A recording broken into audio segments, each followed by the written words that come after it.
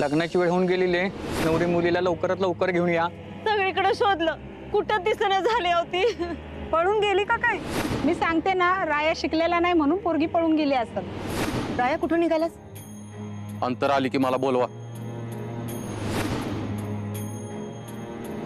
वराडाच्या बसचा ऍक्सिडेंट झाला, ती दरीत कोसळली. कोणी लिहिलं असेल ना माझ्या रायाचं नशीब. वाटलं होतं लगीन झाल्यावर त्याचा सुखी संसार चालू होईल,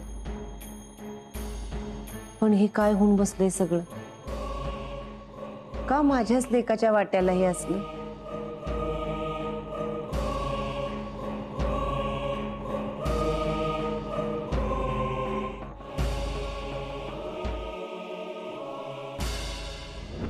अगं रंजे, मी हाय गुली. काय झालं एवढं डचकायला? काही नाही. मग काय ठरवलंयस? कशाचं? अंतराचं. मरून द्याची का जगवायची? अगं काय बोलतीयस गुले? अगं मग आता काय बोलू रंजे, मला तर काय सुचना झालंय बघ. आज पुण्यांदा हॉस्पिटलच्या 5व्या मजल्यावरून उडी मारायचा प्रयत्न केलाय तिने. काय? वय ऐन टायमाला दादा आला म्हणून बरं, नाहीतर काय झालं असतं पोरगीचं कुणास ठाऊक. का वागती ही पोरगी अशी काय माहिती. तरी तिला किती वेळा समजवलं. तिची तरी काय चूक आहे म्हणा. ज्याच्या नावाची हळद लागली त्याच्याशी लगीन नाही झालं. कुणी पण खचलच की.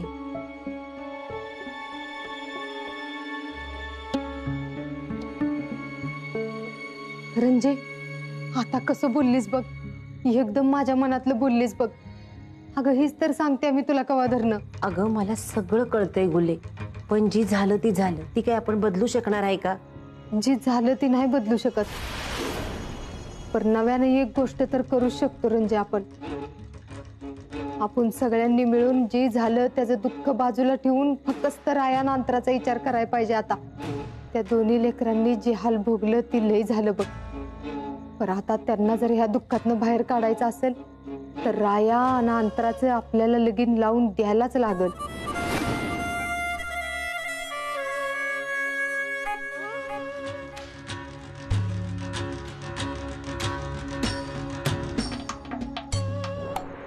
मला सगळं पटतंय ग, पण अगं आता पण काय रंजे? अगं भाऊसाहेबांनी कोण समजवणार. त्यात ती कृष्णा त्यांची लाडकी. भाऊसाहेबांची इज्जत जाऊ नये म्हणून ती लग्नाला उभी राहिली. तिचं लई उपकार आहेत बघ आपल्यावरती. ती गेलेल्याचं दुःख लई आहे भाऊसाहेबांना. मला नाही वाटत भाऊसाहेब या लग्नाला तयार होतील. ती समजा तू माझ्यावर सोड. भाऊसाहेबांनी कसं तयार करायचं ती मी बघते. कसं मला एक सांग रंजे, तुझी या लग्नाला ना नाही नव?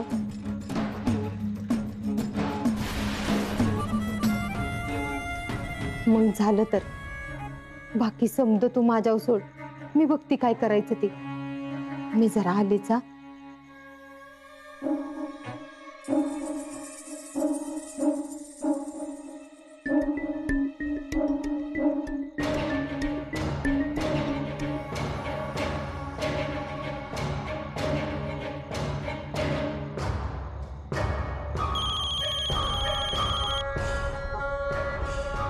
हा बोल गुले. अंतराच्या आणि रायाच्या लग्नाचं काय झालं? रंजना आणि भाऊसाहेब तयार झाले?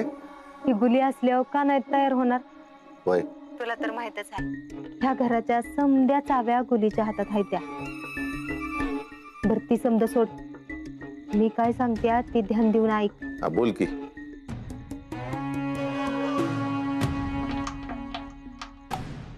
कळतंय ना? मग मी जसं सांगितलंय तसंच व्हायला पाहिजे. होय होय. मग मी बघतेच हे लगीन कसं होत नाही ते. हळू हळू हळू, एकदम हळू. खूप दुखते. अगं मला नाही जमत चालायला. ये ये. अगं मी हाय ना, हळू पाय टाक एकदम. राया, मला आता गाडी चालवायला जमेल ना? आता गाडी कशाला चालवायची आहे तुला? हा, पुढचं काही दिवस अजिबात गाडीला हात लावायचा नाही. तुला काय लागलं काय आणायचं असेल ना ते सरळ मला सांग. अगं मी आहे की, मी सगळं करीन. ये सावकाश.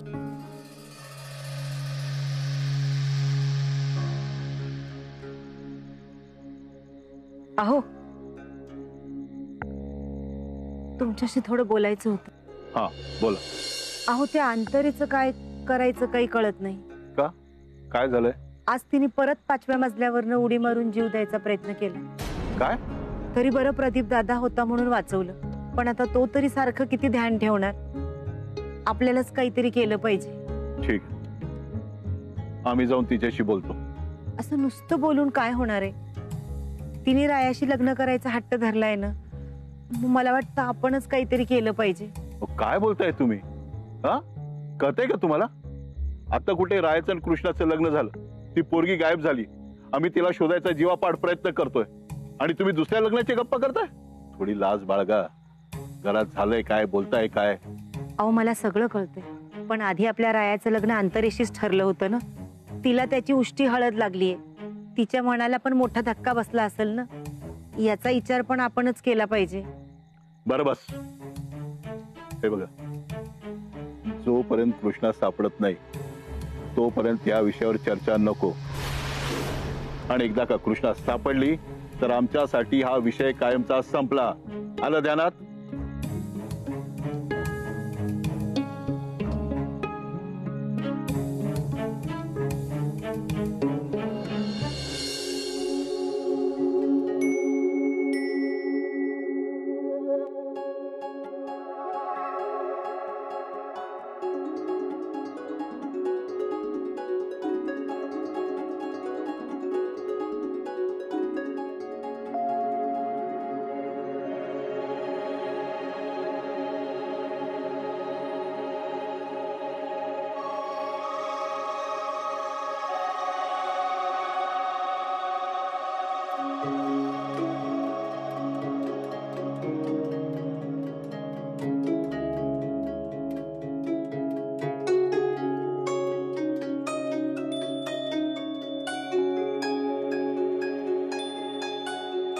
कृष्णे,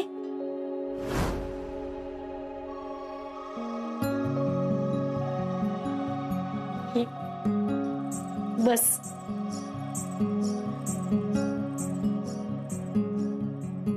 मामे, मला लई भूक लागलीये ग.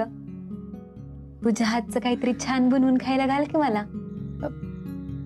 वय घालते की, पण लई भूक लागल्या का ग? अगं लई अशी नाही, पण तुझ्या हातचं खवटतंय बघ. तुझ्यासाठी गरमागरम झुणका भाकर करते बघ. आणि त्याआधी मला तुला डोळं भरून बघू देत की ग.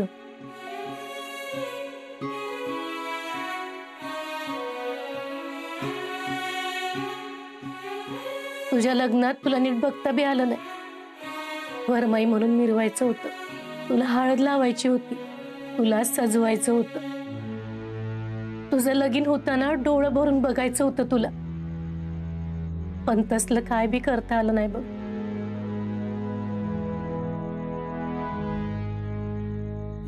तू थांब इथंच, मी आली. हा,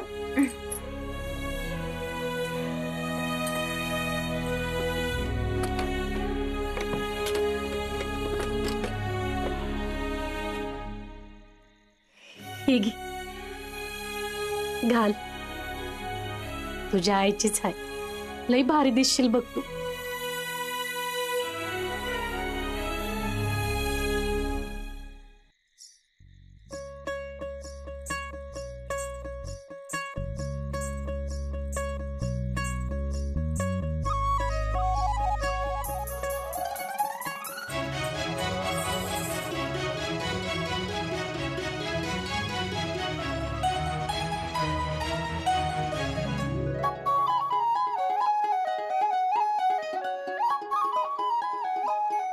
ए मामे,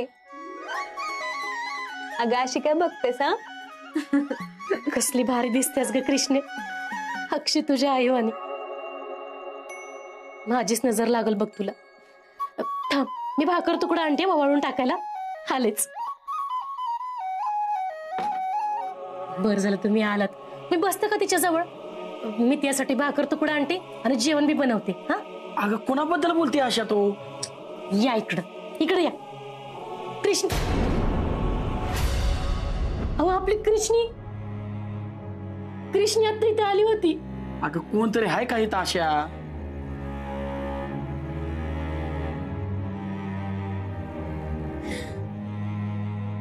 कृष्णे,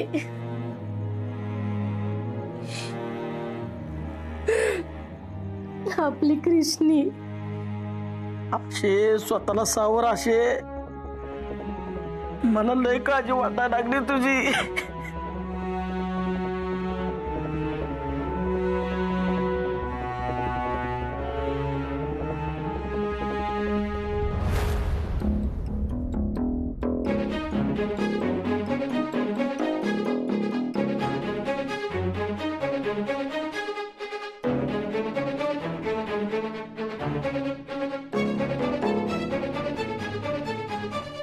तुम्ही म्हणला होता ना, कृष्णाचं जोवर काही कळत नाही तोपर्यंत राया आणि अंतरीच्या लग्नाचा विचार पण करणार नाही. हो, मग काही कळलंच नाहीये. हे बघा, पोलिसांना जोपर्यंत कृष्णाची बॉडी मिळत नाही ना तोपर्यंत आमच्यासाठी ती जिवंतच.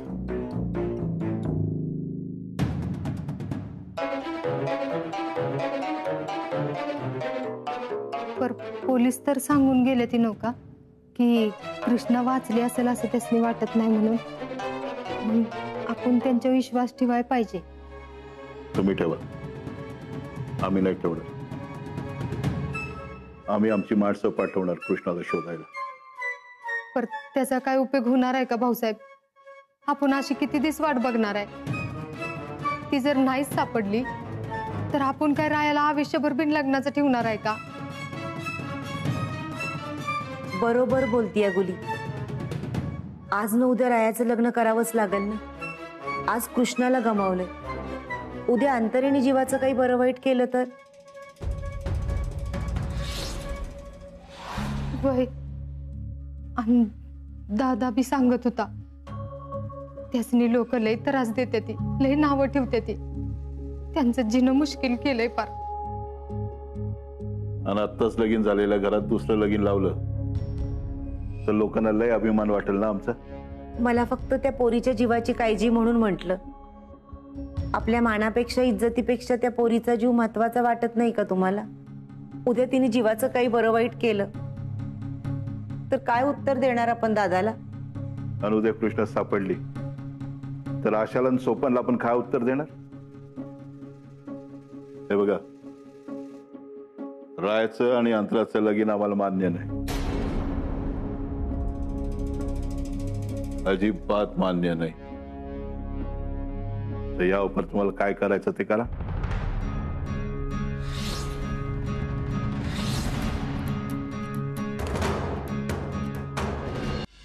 राया कुठे गेला आहे देवजान? पोरग म्हणजे काय?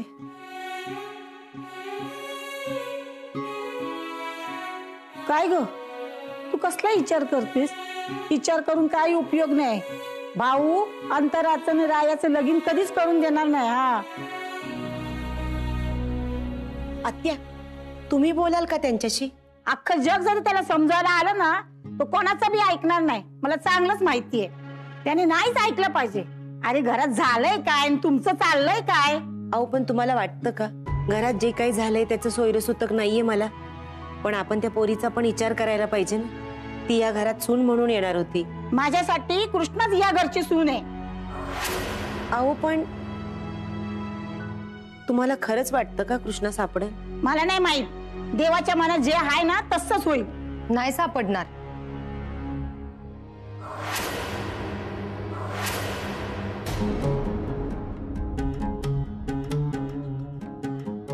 हा, तू काय ज्योतिषी आहे होय ग? कधीतरी वाईट चांगलं बोलत जा की. उचलली जीभ लावली टाळ्याला. देवाने जीभ दिली आहे तिचा जरा नीट वापर करायला शिक की. आता काय माणसाने खरं बी बोलायचं नाही. कृष्णा सापडायची असती तर कवाच सापडली असती. पोलिस काय वाईट शोध घेतात तिचा. राया कुठे? तो दवाखान्यात अंतराला भेटायला गेलाय. अंतराची अवस्था त्याला बघवना झाल्या. शेवटी किती केलं तरी ती त्याची होणारी बायको होती. आणि लगीन जरी नाही झालं तरी बी प्रेम काय संपतय बी तवा.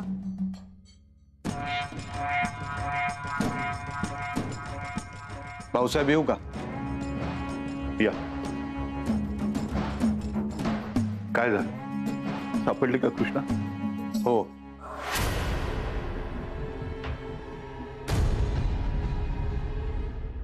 अशी कशी सापडली?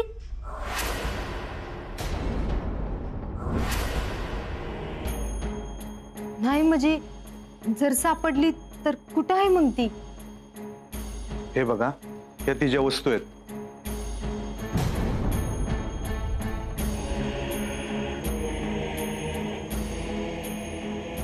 ह्या जिथं सापडल्या तिथून खाली एक खोल दरी आहे.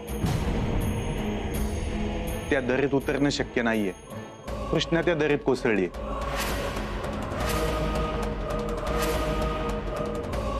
खरं तर डेड बॉडी मिळाल्याशिवाय आम्ही कोणाला मृत घोषित करत नाही, पण मी खात्रीने सांगू शकतो कृष्णा जिवंत असणे शक्य नाहीये.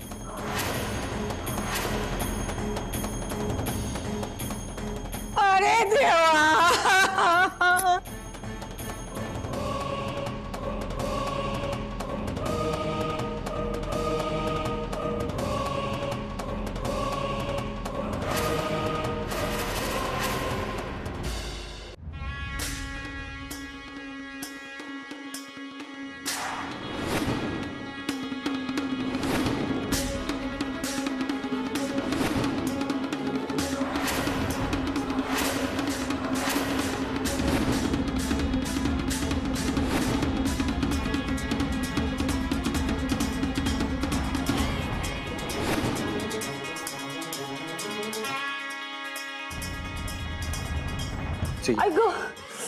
ऐक खूप दुखतोय पाय.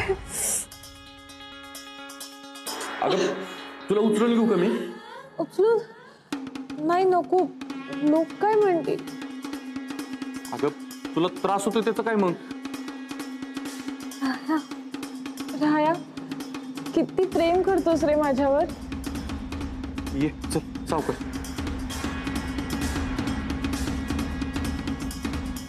राया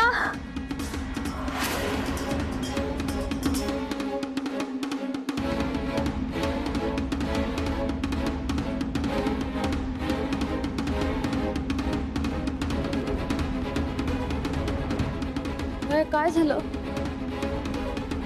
कृष्णाने आवाज दिल्यासारखं वाटलं. ती कुठून आवाज देणार? आता मेली. काय? अरे म्हणजे तुला भास झाला असेल. ती तर अजून सापडली नाहीये ना. आय गो राया माझा खूप पाय दुखतोय रे. पायात कळ्या येत आहेत. चल तू मला घेऊन चल चल चल सावकाश. हळू काय कर.